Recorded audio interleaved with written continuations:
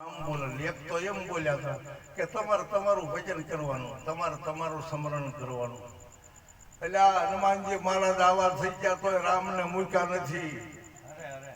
હે મારો રામ, જય શ્રી રામ, જય શ્રી રામ કરતા મોટો પહાડ ઉપાડી લે. જય શ્રી રામ તા સમુદ્ર વટી જાય. શું ભજન, શેનું ભજન? હનુમાનજીનું ભજન કર્યું છે. ઠીક છે, સાંભળવીએ આપણે, પણ ખરેખર સાંભળવાની મજા તે કોઈ વક્તા તરીકે એવા બિરાજમાન હોય તો બરાબર છે.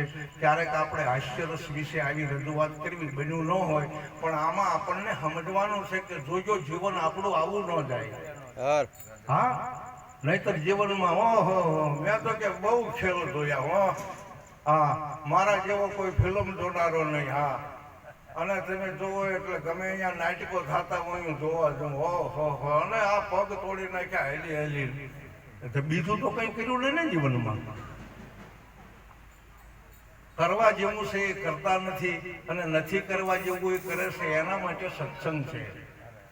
આ સત્સંગ અને ગુરુ મહિમા મેં 100% વિશેની વાત કરી છે. સમજાય તો કાનમાં અમલમાં લેવાનો છે શબ્દ.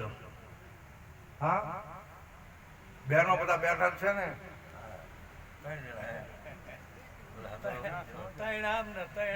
સોયરો છે.